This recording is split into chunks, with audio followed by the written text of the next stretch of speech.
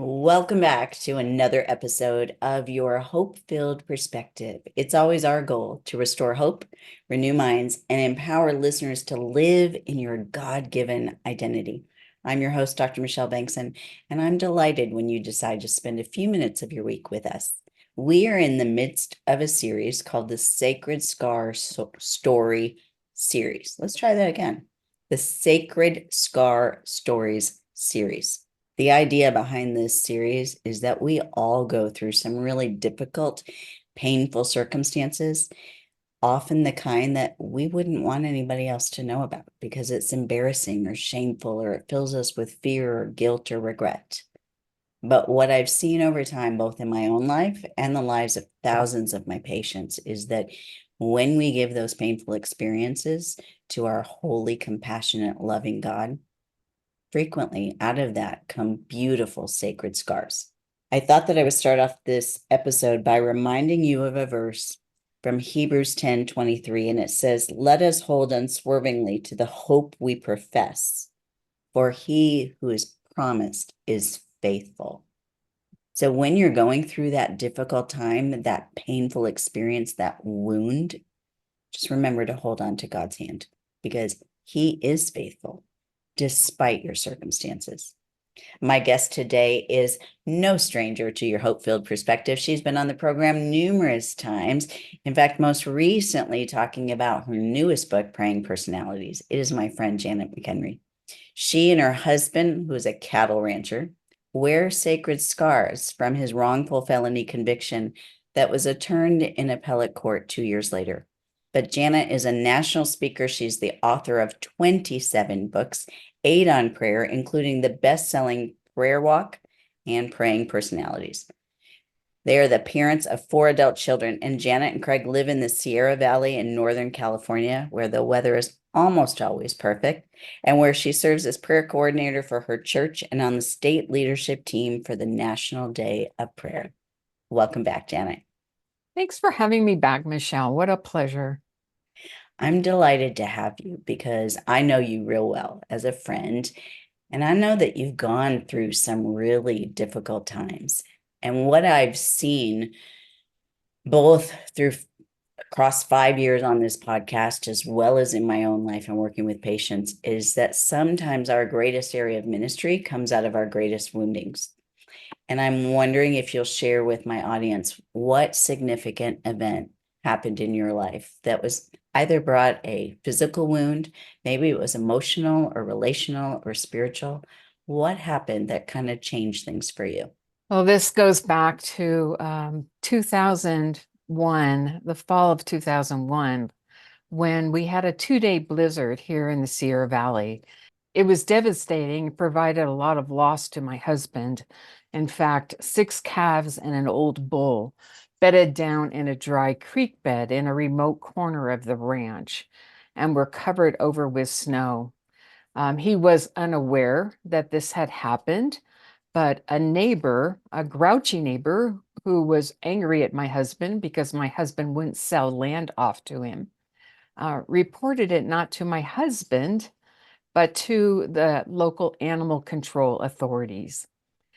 And what ended up happening was that my husband was charged with 7 animal cruelty charges.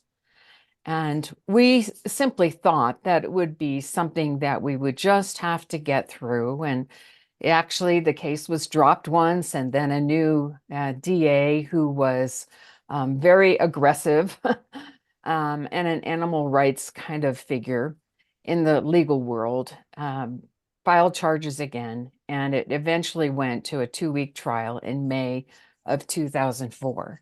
So imagine now almost 4 years have gone by, 2005, almost 4 years have gone by. And we're just thinking it's something we have to live through because all the evidence pointed in our behavior, in our behalf. So sorry, this is emotional for me to to Yeah. explain, but the evidence was all in our favor. The cattle auction records before and after this incident showed that my husband had gotten top dollar for his animals. Another huge piece of evidence was that The necropsy on two of the animals, just two animals were necropsied, showed that one animal had 20 pounds of feed in its stomach and the other had a high level of colostrum, which showed that the animals had been well fed, and that several veterinarians, and including a UC Davis veterinary professor, the chief beef cattle expert west of the Rockies, would testify for my husband and say that he had done nothing wrong. This was simply a matter of bad weather and bad circumstances, because when you have livestock, you're going to have dead stock.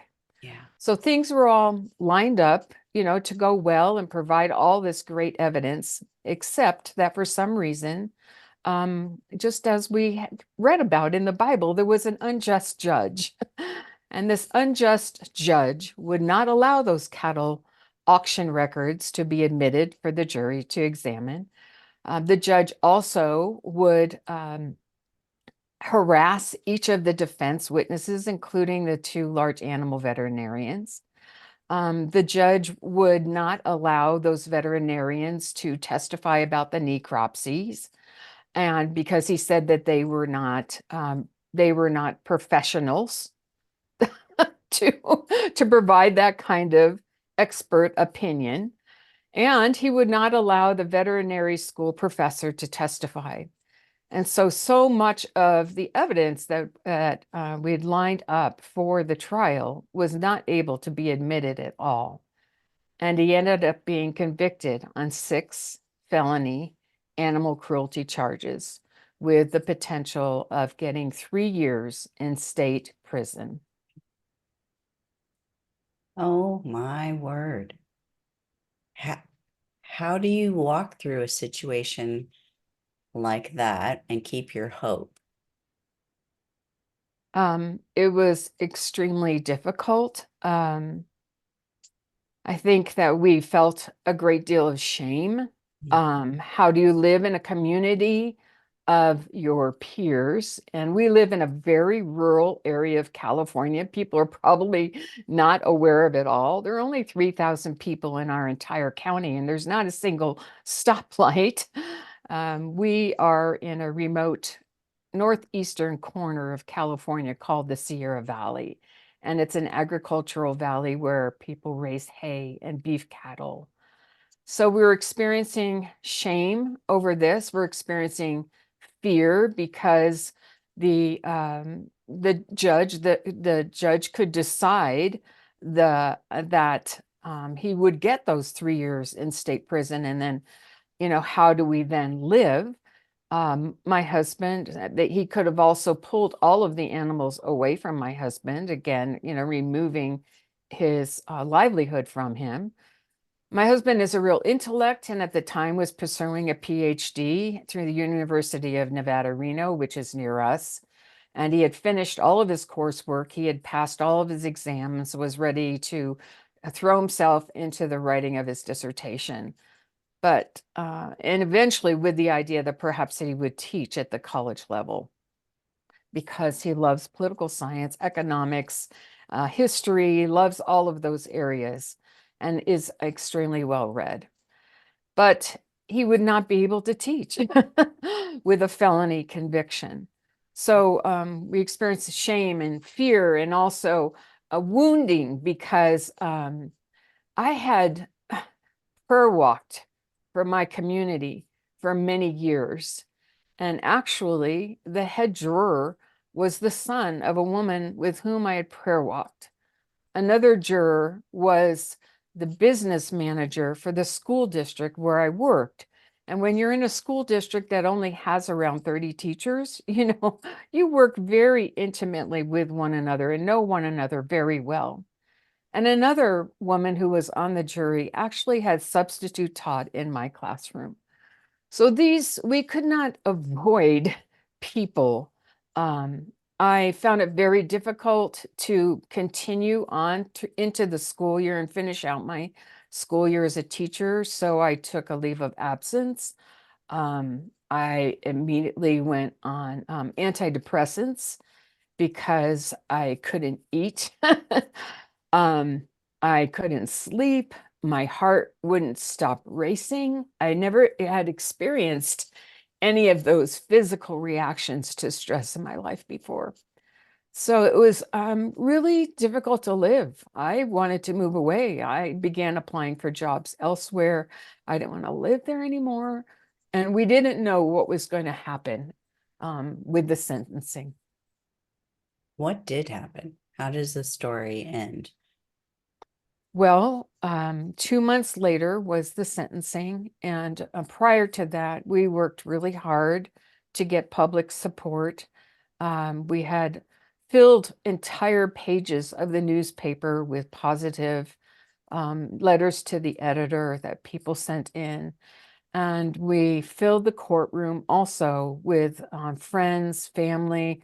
There were 6 pastors who were there. The entire courtroom was a community of supporters for us. And it's seemingly threw the judge off. He'd been cocky. He'd been cruel to each of the defense witnesses, including me, when I was simply trying to explain that my husband brought cabs home in the winter. And my kids would say, "Mom, don't go in the bathroom." And what that was always like a little humorous signal, like, "Oh yeah, Dad brought home another calf and it's in the bathtub. Don't go in there, Mom." But I was trying to explain, that my husband had empathy and sympathy and caring for his animals, and that he was not cruel at all. But the judge interrupted me and he said, "Who do you think you are, Virginia Woolf, that you go on and on like this?" And she was a stream of consciousness writer, a British writer. And so he knew that he was insulting me. He knew I was an English teacher and he knew he was insulting me in that way. So at the sentencing hearing, though, instead of giving um, prison time to my husband, he gave him 4 years of probation and a huge fine, which meant that my husband had to sell off a lot of his herd to be able to pay for that. And it was still extremely, extremely difficult. And we determined right away to file an appeal with the state appellate court. And so after we were able to get the transcription of the court hearing, of the court trial, he and I prepared that appeal ourselves. My husband formerly had had a law practice, and I had worked for him. He knew how to research case law and all of that. So we prepared hundreds and hundreds of pages of this appeal that documented 242 instances where the judge had prejudiced the jurors. And so that went before the appellate court, and we waited another 2 years to finally get the decision. And we went to Sacramento to the California Court of Appeals, and it was my mom, my brother, and I, along with Craig, there in the court. No one else really in the room other than the 3 appellate judges. And one by one, we heard the judges say that they were going to overturn that decision. They said, each of them, that there were many instances that were problematic, but the biggest one was that the judge would not allow the expert witness of the veterinary school professor to testify on our behalf. We were able to get a 2-page letter from that professor that documented what he would have said. We were able to get that into the probation report, and that was part of what the judges were able to read. So it was stunning after having been through the experience of 2 weeks of listening to this judge clearly prejudice the 12-person jury, and then hear 3 judges, 3 just judges actually, who had researched and read everything and done their homework, to turn it over. But it was a really difficult season of our lives. I had been a public school teacher. I was very much in the public eye. Craig had been a county supervisor. We weren't just, idiots off the street. We'd had a lot of respect in our community. So It was really difficult for us, but we determined to keep living here and keep serving our community the best way that we could. So even though the decision was overturned and justice was served, that doesn't erase the wound. That doesn't heal the pain. That doesn't take away that experience of shame and embarrassment. So since that time, Janet, how has God healed the wound and even formed a sacred scar or even used this situation for good? Well, one thing that I did learn that day of the sentencing was that God was doing another good work in our lives that was completely unrelated, or at least somewhat unrelated. And that was very visually presented to me after the sentencing hearing. We were out in the parking lot in front of the courthouse, and Craig's friends and the pastors circled around him, and then my friends circled around me and were just encouraging us the best way they could and praying for us. And one friend said to me, "Janet, just look at your husband, how God has really led him during this difficult time. And I see a new work in him, that he's really trusting God." He had an entirely beautiful countenance on his face, actually, as I looked over to him, as my friend pointed out. And I thought, oh my goodness, God, you are, in the strangest way, in the oddest way, actually answering my prayers for my marriage, Wow. which had been, for 20 some years, I'd asked God to do a deeper work in our marriage, to save our marriage, to keep us together. We'd been through some really difficult times together. And here I was seeing this new husband of mine, as difficult as that was for us to work through all of that, begin to understand that God was working in the answer of a different prayer request than the ones that seemed more immediate. When we read in scripture, when Jesus tells us that we're going to go through trials and tribulation, most of the time, if not all the time, I don't think God brings that on us. But I spent about 2 years studying Job, and it was really hard in the beginning for me to accept when God offers up Job to Satan and says, "Have you considered my servant Job? Basically, do what you will with him, just don't kill him." And I thought, what? How does that, how can I even understand that with respect to God as a good God? And yet, as we see, as you finish reading through the whole book, we see that in the end, Job's appreciation of God's character is so much greater than it was before. We don't know if we asked Job, was it worth it? We don't know what his response would be. But in my own life, when I've gone through some of those devastating circumstances, and then on the other side, I can look back in hindsight and see God working.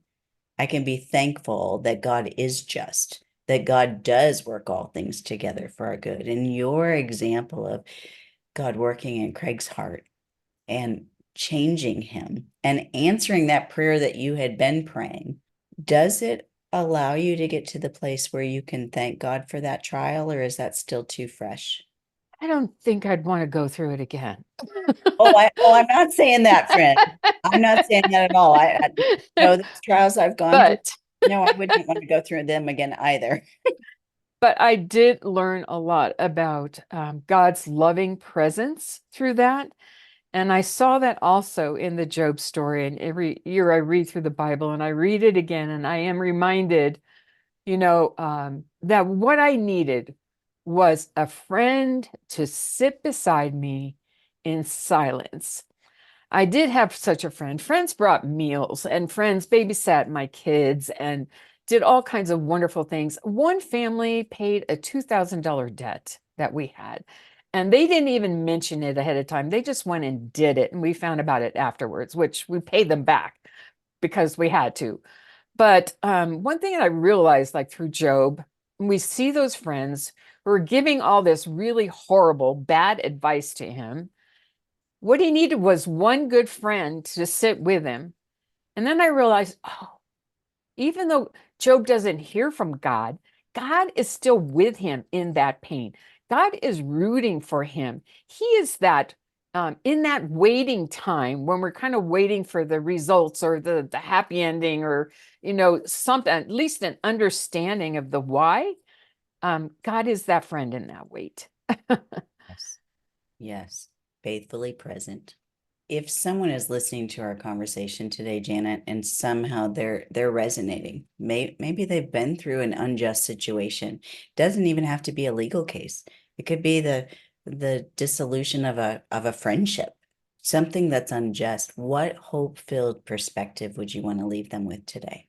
I always go back to my life verse, which is Matthew 19:26. With man, this is impossible, but all things are possible with God. And as we have relationship with him, as we're going to him, we do become more Christ-like. We have that greater understanding that God is with us. Even if it seems as though he's silent, he's rooting for us, he's cheering us on, that he cares about us, he loves us. And even if the situation does not resolve in the way that we think best, that God will be even closer to us as a result of what we've been through. And I'm not going to say the words that it'll be worth it because it doesn't seem like it. And even preparing for this interview, I Mhm. had tears. Mhm. But that presence of God, that closeness, is the best thing we can get out of this life here on earth. Yeah. If listeners want to find out more about you, about your ministry, about all of your amazing books, what's the best way for them to connect with you? Um, my business name is Looking Up because I truly do believe that we can grow closer to God through prayer and the study of his word. And they can find out more about that by going to my website, janetmchenry.com, or they can chase me around on social media. I'm here, there, almost everywhere every day. And all your books are available on Amazon and where books are sold. Yes, Friends will put information about Janet and her ministry and all of her books that you can find in the show notes at drmichelleb.com. Janet, I know that that was really painful, but I appreciate you sharing such a painful experience and how you did see good come out of it, even if it wasn't the way that you hoped it would be. Friends, if there was something in today's interview that encouraged you, that helped you see that you can hold on and God will bring good out of your situation if you'll bring it to Him, that even though things seem impossible in the earthly realm, nothing is impossible with God. So if that's encouraged your heart today, would you consider sharing this episode with a friend who needs encouragement? That's the whole point of this series, is to encourage you and those that you love and those that you walk with, that you can be going through the most difficult circumstance, but in the hands of a holy, redemptive God, we can experience beautiful, sacred scars on the other side. I look forward to continuing this series with you. Until we meet again next week, and may you have a hope-filled week.